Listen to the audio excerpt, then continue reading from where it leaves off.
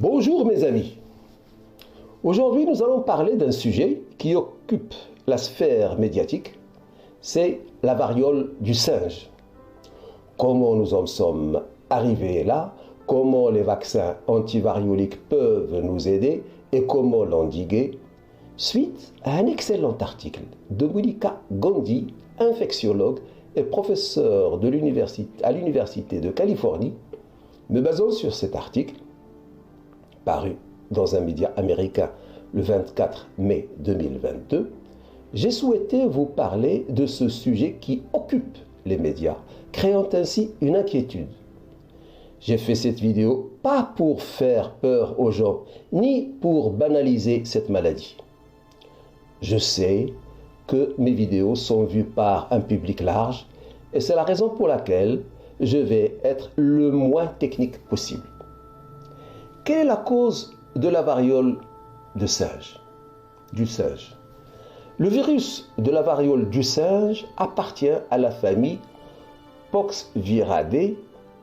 C'est le cousin du virus de la variole, le cousin du virus de la variole des vaches, etc. C'est un virus à ADN. Comment ce virus se transmet-il et où le trouve-t-on habituellement?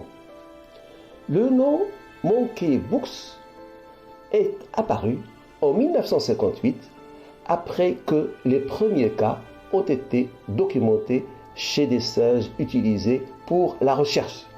Cependant, les singes ne sont pas les principaux porteurs de la maladie. La variole du singe est généralement transmise à l'homme par la morsure d'un animal infecté ou par le contact avec le sang, les fluides corporels ou la fourrure d'un animal infecté.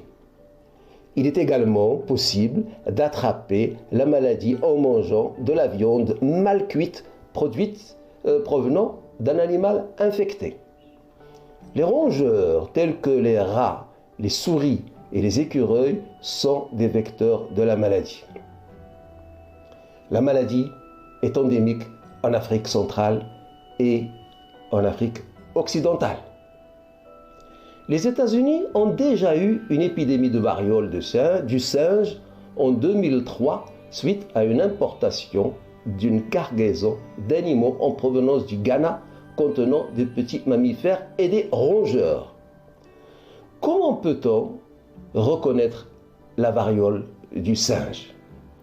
Après l'infection, il y a une période d'incubation qui dure en moyenne 7 à 14 jours.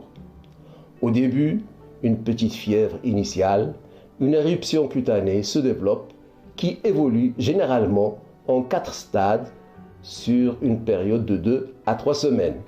Donc maculaire, papulaire, vésiculaire, puis pustulaire, avant de se résorber. Parfois, ces lésions peuvent être surinfectées. Quels sont les traitements? On commence par des traitements symptomatiques. La vaccination antivariolique peut, pendant ou après une exposition à la variole du singe, permet de prévenir la maladie ou de la rendre moins grave. Quel est le taux de mortalité? La variole du singe est généralement une maladie autolimitée dont les symptômes durent de 2 à 4 semaines. Il convient de noter que l'épidémie actuelle semble être causée par le variant présentant le taux de mortalité le plus faible, taux de mortalité de 1%, variant de l'Afrique de l'Ouest. Comment diagnostiquer la variole du singe? Par les signes cliniques décrits plus haut et aussi par PCR. Quelle est la portée de l'épidémie actuelle? Depuis le 13 mai 2022, plus de 100 cas de variole du singe ont été signalés à l'Organisation mondiale de la santé dans le cadre d'une épidémie en cours dans les régions non endémiques. La plupart des cas dans le monde se sont produits en Espagne, au Portugal, au Royaume-Uni, où le premier cas européen a été signalé, en Belgique, en France, en Allemagne, en Italie, en Suède, en Australie et au Canada.